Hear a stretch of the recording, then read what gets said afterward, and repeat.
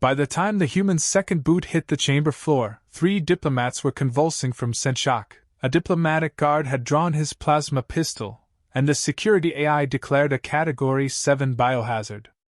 Commander Rex Varelli just smiled, adjusted his collar, and muttered, "Huh? Thought this was the quiet entrance." By the time Commander Rex Varelli's second boot struck the gleaming obsidian floor of the Galactic Council chamber, the room had already turned to chaos. 3 diplomats from the Olari cluster were convulsing under their cloaks, overwhelmed by involuntary scent response reflexes. The security AI, blinking in crimson disbelief, escalated its internal threat assessment from level 3 to level 7 without protocol override. A plasma turret mounted discreetly near the ceiling trembled, hesitated, then shut itself down, likely out of self-preservation.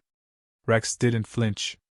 He adjusted the collar of his battered Earth Directorate jacket, cracked his neck, and muttered under his breath, "Huh! Thought this was the quiet entrance." Hundreds of alien representatives, scaled, furred, silicon, vaporous, watched from recessed platforms surrounding the amphitheater. Their expressions ranged from fascination to panic. One guild species collectively hissed in unison, a diplomatic gesture equivalent to a riot alarm. A tall, robed figure rose from the central dais, High Curator Solverith. His elongated fingers clutched the ceremonial staff of order, knuckles visibly straining.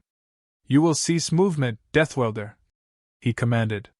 His voice echoed from every surface, translated across hundreds of languages in microseconds. Rex stopped mid-stride, then looked around as if confused. "Which part of me? The legs or the attitude?" Murmurs followed. Translated, decoded, filtered again. Nothing helped. The meaning hit regardless. Solverith tapped the staff against the floor, issuing a signal that should have deployed suppression fields. Nothing happened. The AI stammered. "Subject incompatible. Species not listed in biometric override architecture. Psychological hazard. Core ethics protocol engaged. No action taken." Rex raised an eyebrow. "You built a safety net that doesn't know how to catch me. That's adorable." Another voice, thin and wheezing, piped up from Sector 12. "We demand an emergency review. This presence, this thing, is destabilizing the chamber." No, Rex said, smiling. "I'm just the warm-up act. I left the planet-eating lizard at home." His smile was dry, mocking. A few delegates gasped as their translation devices concluded the human was either joking or confessing to harboring an apex predator. One of them fainted anyway. A drone zipped forward, flashing a yellow beam across Rex's chest. The readings jittered, looped, then collapsed into incomprehensible error codes. One alien behind a data screen emitted a choking noise. Rex leaned over, peering into the projection. "That one says I'm either a Category 7 war relic or a misunderstood culinary spice. Your call." Solverith took a sharp breath through his gill slits, trying to reclaim control. "This chamber is for diplomacy. If the Terran Directorate has chosen a saboteur instead of a statesman, we will." "You invited us," Rex cut in. "We just RSVP'd late. Galactic calendar's a mess. Who knew 9 moons counted as a weekend?" The laughter wasn't universal, but the humans watching from a restricted relay station aboard a cloaked observation pod certainly appreciated it. Solverith stepped forward. "You have 5 minutes, Earthborn. That is all galactic law grants an unrecognized emergent species before expulsion." Rex held up his wrist and tapped a cracked screen. "Plenty. I only need 2. He approached the center platform with the gait of someone who either didn't understand the stakes or didn't care. That's what truly unsettled them, the lack of fear. No species in living memory had walked into this hall with that expression. It wasn't arrogance. It was inevitability. A flurry of low-frequency emissions rippled through the psychic channeling delegates. One muttered, "He's broadcasting dominance signals without intent. It's not projection. It's just what he is." Rex stood in the dead center of the room, surrounded by 1,000 civilizations, and looked up towards Solverith. "This place is impressive," he said, his voice carrying without amplification. "Marble from 4 suns. Audio-reactive acoustics. One of the chairs tried to analyze my DNA through my pants. I'm honored. No one laughed. No one dared. Now that I've nearly killed a few of your colleagues by existing, let's talk expectations. Sovartha's eyes narrowed. You have already violated neutrality, disrupted biospheric stability, and caused. I breathe, Rex interrupted. That's all. I stood, and I said hello? If your civilization collapses because I didn't blink slow enough, maybe it wasn't built to last. The words hit like a sonic pulse. Delegates twitched. Some whispered urgently through encrypted mind links. Others turned off their translators and stared in bare comprehension. This human wasn't just rude. He was fluent in the language of confrontation. Worse, he wasn't bluffing. You were warned, Solvareth hissed. By who? A diplomatic packet buried in 27 terabytes of footnotes? By the reality you were born into. Earth is classified as a death world for a reason. Rex smiled. Yeah. And we lived there. That was it. The sentence that changed the atmosphere from unease to something closer to reverence, or dread. A new voice joined. A small-bodied delegate with translucent skin leaned forward from his booth. You survived the cradle of fire. What do you want? Rex didn't pause. A seat. A seat? Solvareth repeated, stunned. Not power. Not territory. Just a seat. Right here. At your table. You see, we've been watching from the sidelines, listening to your rules, hearing your lectures about peace and structure and stability. But while you were building this tower of glass, we were learning how to survive hell. You want order. We became chaos. And now chaos has a voice. The timer pinged. 5 minutes. Rex nodded once, then casually turned toward the nearest exit. Solvareth lifted his staff, his voice breaking decorum. You will remain for judgment. Rex stopped at the threshold and looked back, his silhouette lit by the glare of interspecies paranoia. Judgment? He said, eyes sharp. You're not qualified. Then he was gone. No shots fired. No formal declaration. But everyone present knew, the chamber had just been breached, not by a weapon, but by a presence. A human one. And it was only the beginning.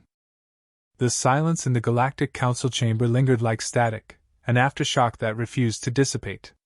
Delegates whispered in a dozen dialects, each trying to decode what just happened. Some leaned on support drones, others discreetly checked their vitals.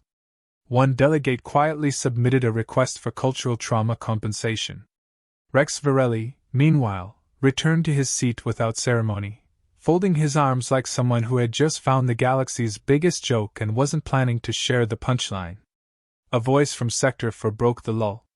Point of order, croaked Counselor Vex of the Zevhan Consortium. His slick tentacles twitched with agitation, the glow of his breathing sacs flickering erratically. I move for an emergency censure.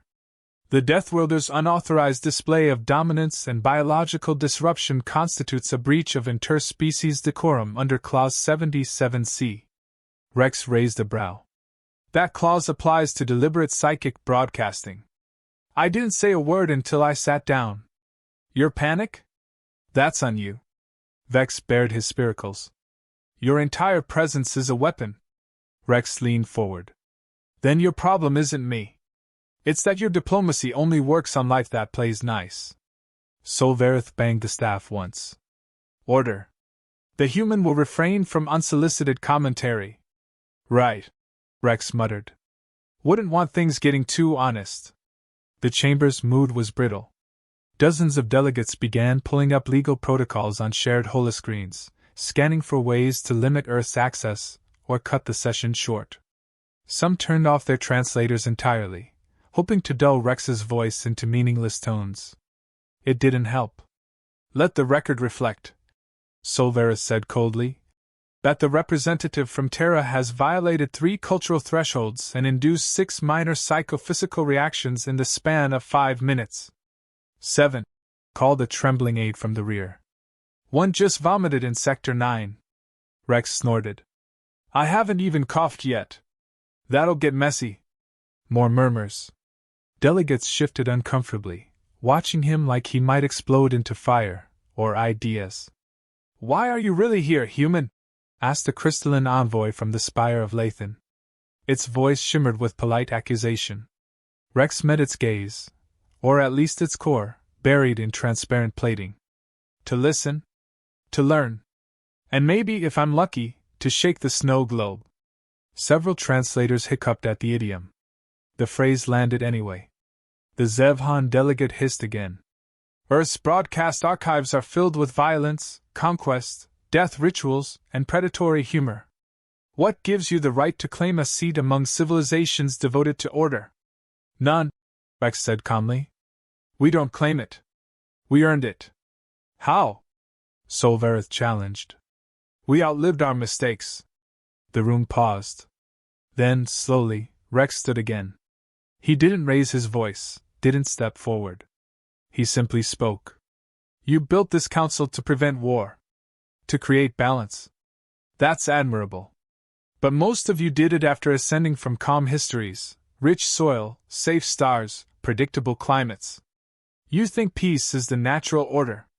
He glanced around, letting his words find their targets. Earth's baseline is catastrophe.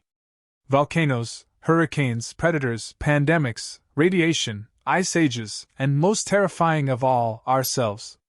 We didn't evolve despite adversity. We evolved because of it.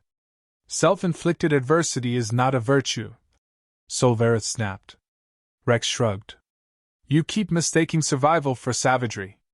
We didn't become apex predators because we wanted to kill. We just got tired of dying.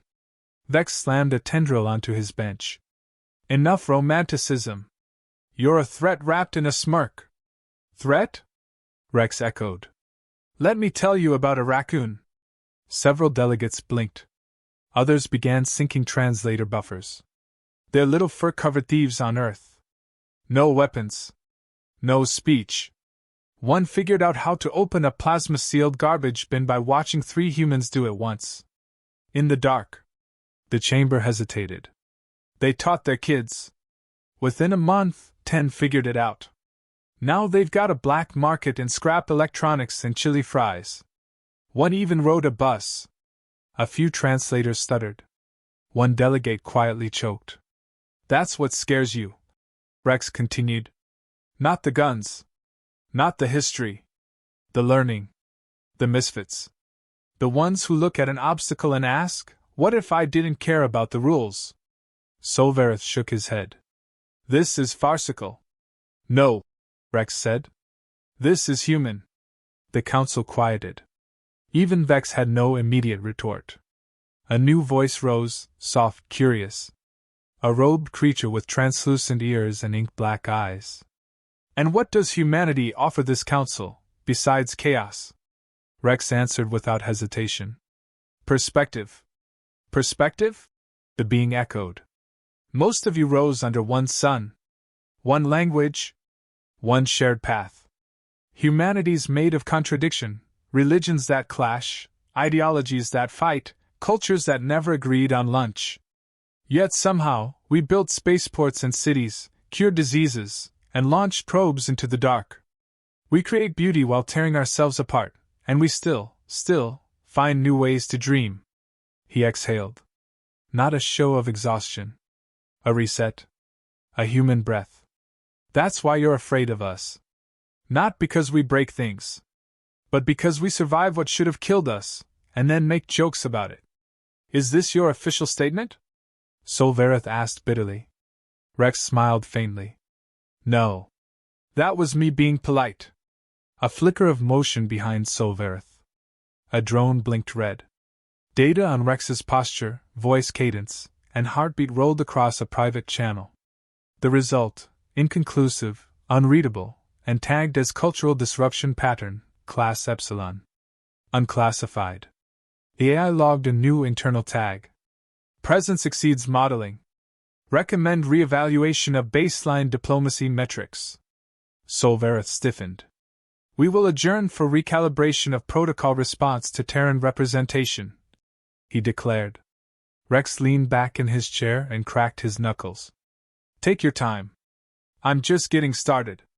As the chamber lights dimmed and the delegation queues disconnected, several species lingered longer than necessary. Watching. Processing. Recording. He hadn't threatened them. He hadn't raised a weapon. All he'd done was talk. And that was what terrified them most. The chamber lights rose slowly, as if uncertain about reawakening the tension. Delegates filtered back into position, more guarded this time. Some had installed temporary partitions around their seats. Others brought in scent-blocking units or biological dampeners. One even appeared in a mobile containment pod.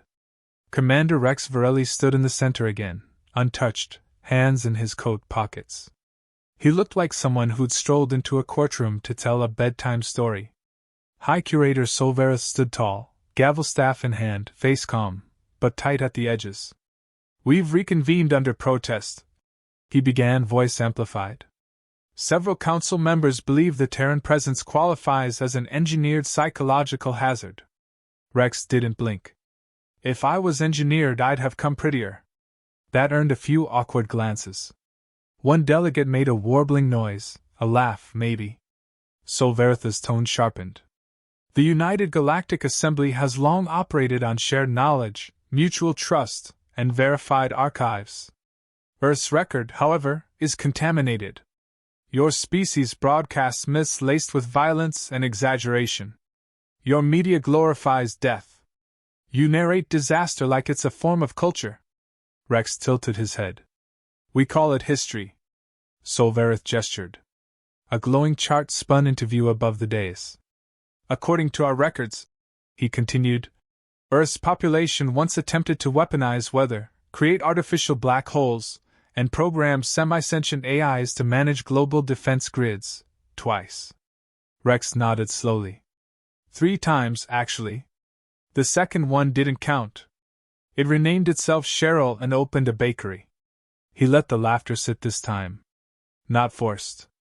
Just enough to remind them he wasn't here to impress. Solvarez flicked a finger. A new projection appeared, clips of human news cycles, war zones, plagues, riots. Broken cities. Screaming crowds. "This is what you show the stars?" he asked coldly. "This is the proof of your civilization." Rex didn't move. "That's not the proof. That's the cost." He raised his left hand. "Counselors, permit me to share a counter-record." A low murmur passed through the assembly. Protocol allowed each speaker a 3-minute personal address. It didn't specify the content. The room dimmed again. A new set of visuals flooded the dome. A woman in a lab coat holding a child while operating a terminal during an earthquake. Miners pulling their injured foreman from a collapsed shaft. A diver leaping into freezing water to save a stranger. Doctors performing surgery during a bombing run. A child handing food to a soldier, through a barbed wire fence. Rex's voice, low and steady, narrated over it all. "We don't pretend to be clean. Earth was never sterile. But we are not your monsters. We are the ones who live where monsters are born, and learn to build homes anyway." A rescue helicopter skimmed over firestorms, evac teams dropping into ash. Volunteers crowding flood zones, linking arms and currents to carry out the stranded. "No other species came to save us. We saved each other." Again. And again. And again. The footage faded to black. The silence afterward was absolute. "I could have shown you the wars," Rex added. "The blood. The screams. But you already know those stories. Hell, some of you wrote your own chapters in them. What you don't understand is why we're still here. We don't thrive in safety. We endure in collapse." A crystalline delegate leaned forward. "Is that a justification for violence?" Rex met their eyes. "No. It's a warning about resilience." Another counselor, soft-voiced and furred, whispered through the hall. "You make disaster look poetic. We make survival look human." A flicker of movement. A delegate from the Draxian collective stood, an old species, apex hunters turned philosophers. "Centuries ago, my people watched Earth's broadcast signals in secret," the Draxian rumbled. We believed them fiction. Impossible. Creatures that fight gravity with wings and bones, laugh while bleeding, and argue with gods they invent. We thought you were madness made flesh. He paused. Now I think you're something worse. The room stiffened. You're real. Solvaritha's eyes flashed. So we allow mythology to dictate policy? This resilience gives them the right to sit among us? No, Rex said quietly. Not the right. The reason. Solvarith turned toward him. You believe survival alone is merit? Rex stepped forward, every line of his posture deliberate. No. But surviving ourselves, that's worth a voice. Your species is volatile. So is innovation. You romanticize pain. We transform it. You will disrupt the balance of this council. We'll force it to mean something. Solvarith opened his mouth to retort, but another voice rose from behind. I call for a vote of censure, hissed Vex. Earth is a narrative virus. No, said the Draxian again, louder. They're a mirror. And we don't like what we see. The words struck harder than intended. The chamber hesitated. Some nodded slowly. Others looked away. Rex seized the moment. You built a council to avoid extinction. We climbed out of extinction's basement. Maybe it's time you remembered how that feels. Solvarith slammed the gavel. Enough! He paused, composed himself. There will be a vote. And what are we voting on? Rex asked. Whether to classify Earth as culturally incompatible with galactic unity. And if the vote passes? You'll be escorted off-world. Permanently. Rex nodded once. Then vote.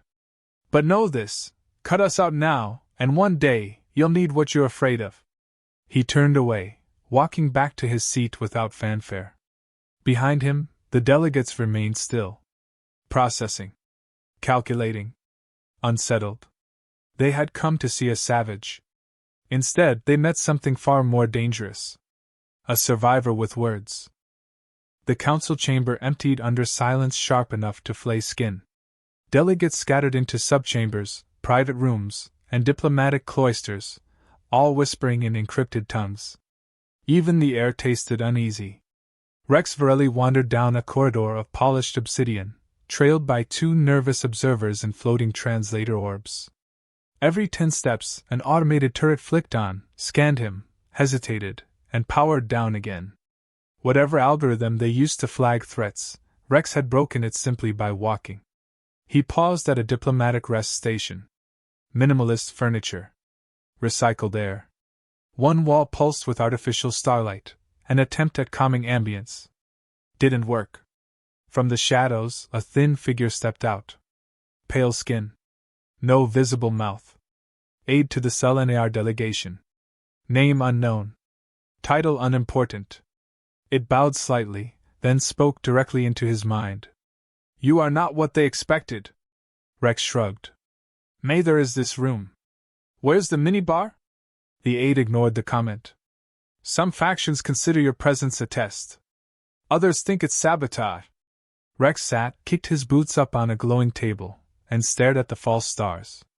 And what do you think? A pause. I think they built a fence, and you walked in holding the deed to the land. A beat passed. Say that again, Rex said, gaze sharpening. The aide leaned in. Your presence is legal, but they didn't know. You are here because your species holds dormant membership status, buried in forgotten protocol. Explain, Rex said flatly. The aide extended a hand. A hologram unfolded, an ancient treaty, brittle around the edges from digital decay. Language drifted between legalese and pure bureaucratic nightmare. At the center, a signature from a colony long lost, ratified by early Earth orbiters, stamped in formal galactic code. 2 centuries ago, your people aided a failing settlement on Ithrextu. No compensation. No claim. Just rescue. That act triggered emergency ally protocols. You were granted provisional member status, but your species never followed up. Because we didn't even know we had a seat at the table, Rex muttered. We were too busy trying not to drown in our own gravity wells. Indeed, the aide said. But now your lawyers found the clause. Filed it. Enforced it. Legally, they couldn't deny your entrance. They could only stall it. Until now. Rex grinned, but it wasn't warm. So I'm not here because they allowed me. I'm here because they already did. The aide inclined its head. And they can't undo it without unraveling half their founding charters. You are the diplomatic equivalent of a grenade with a pin that's already been pulled. From down the hall came a sudden tremor. Sharp. Subtle. Not a quake, too precise. Rex was already on his feet. What the hell was that? The aide stiffened. Sabotage. Internal. An explosive in the tertiary biosphere hub. No fatalities, yet. 2 guards sprinted past, one glancing at Rex like he was the blast. He raised both hands. Wasn't me. A new voice cut in, this one loud, commanding, and absolutely done with protocol. Commander Varelli? You're under council review. Effective immediately. Solveris stood at the end of the corridor, surrounded by security drones. His staff glowed with red authority. On what charge? Rex asked, not moving. Presence during destabilization. Potential instigator. Precedent 18.3. You just made that up. It's law now. Rex sighed, stepped forward calmly. You're arresting me for being nearby? I'm isolating the disruptive element. Solverith growled. The drones closed in. I wouldn't, the aide whispered, but no one listened. 2 drones moved to restrain Rex's arms. He didn't resist. Yet. Final warning, Solverith said. Rex shook his head. You still think I'm here as a threat. But I came prepared. From inside his jacket, he produced a chip, flat, dull, and harmless looking. He handed it to the nearest drone, who scanned it. Its eye flared white. Then blue. Then off. One by one, the others froze. The aide stepped back. Oh no. Solverith narrowed his eyes. What is that? Rex turned to him slowly. That's the official activation record of Earth's provisional seat. Not a petition. Not a request. A contract signed and sealed. Legally binding across all founding articles. You're bluffing. No, Rex said. I'm reminding you your galaxy invited the wolves in 200 years ago. You just forgot we know how to read fine print. Solverith looked at the chip like it was a virus. This changes nothing. It changes everything, Rex said. Because now every being watching this, every race wondering who Earth really is, they're seeing what happens when you try to suppress something that belongs here. That earned here. The aide glanced at Solverith. He's not a threat. He's a mirror. And the council doesn't like its reflection. Security retracted. Rex didn't smile. Not anymore. He stepped past Solverith, eyes locked. I don't want your war. I don't even want your respect. I want the truth exposed. And now it is. Solverith didn't stop him. Couldn't. Because in that moment, Rex wasn't just human. He was legitimate. And that made him unmanageable. The council chamber reopened with an energy no architecture could contain. The polished floor reflected shadows that didn't seem tied to light. Delegates returned, less organized this time, clusters forming, languages colliding mid-whisper, protocols sagging under the weight of uncertainty. The ancient dome, built to symbolize consensus, now echoed tension. The kind of silence that precedes storms or revolutions. Commander Rex Varelli stood in the center again. No guards flanked him now. No drones hovered. He held nothing. He needed nothing. The data chip that rewrote the Galactic rulebook sat dormant in a locked port, its truth unchallenged. Solverith returned to the dais with none of his earlier grandeur. His ceremonial staff didn't glow anymore. He clutched it like a crutch. This council will now vote on Earth's provisional admission, as enforced under Article 12 of the Forgotten Charter, he said, voice brittle. The motion should have been a formality. But there was nothing formal about the air now. Rex didn't wait for permission. He stepped forward, hands loose at his sides, face unreadable. No grand speech, he said. No last plea. Just truth. He looked up, not at Solvareth, but at everyone. You think this is about fear? About how dangerous we are? It's not. Delegates watched, unmoving. You're scared because we make sense to chaos. We adapt when we shouldn't. We survive things that rewrite the rules. We've made a home out of hell. That's not a threat. That's a perspective you forgot existed. A flicker of motion. One of the elder delegates, a moss-covered being with vines for limbs, rose slowly. Its translator pulsed once before speaking. Your presence disturbs the equilibrium. You are loud in the quiet. Rex nodded. Because the quiet forgot what reality sounds like. Another delegate joined in. And what if your kind brings war? Rex turned toward the speaker, a creature of light and glass. Then we'll fight it, he said. But not with fleets. With ideas. With grit. With something your clean, polished piece hasn't seen in 1,000 years, conviction. That landed. Hard. Solvareth slammed the staff, breaking the pause. This chamber was built to preserve order. What you describe is disruption. No, Rex said, stepping closer. What I describe is growth. You want stagnation. We want meaning. Solvaretha's control frayed visibly. You are a Deathworlder. Your biology is incompatible. Your culture is aggression. Rex gave a slow, humorless smile. And yet here I stand. No weapon. No war cry. Just truth. A ripple passed through the chamber. No translator rendered it. Some kind of mutual recognition. I know what you see, Rex said. You see a species that brawled its way out of extinction, strapped engines to fire, and aimed for the stars without asking permission. You see madness dressed in civility. You see the impossible, made real. He stepped up to the final ring of the speaker's platform. But what you should see is a future. Not clean. Not easy. But real. Another delegate, a serpentine scholar from the outer drift, rose from its coil. And if we grant this seat, what happens next? Rex didn't hesitate. We learn. We share. We challenge. And if you're lucky, if you listen, we help you remember who you were before you got comfortable. The chamber fell still again. Not hostile. Not uncertain. Just bracing. Solvareth finally gave the nod. Begin the vote. Holographic lights spread across the chamber like an electric tide. Species cast votes with gestures, pulses, neural nods. Rex stood in silence, watching civilizations decide whether to pull him in or push him out. One by one, lights turned green. More than expected. Far more than anyone predicted. When it ended, Solvareth didn't speak. He just stared at the numbers in front of him, unmoving. The AI confirmed it for the room. Motion passed. Earth is granted active provisional status. Voice rights included. Escort optional. No one volunteered for the escort. Rex didn't smile. He just breathed out. Thank you, he said.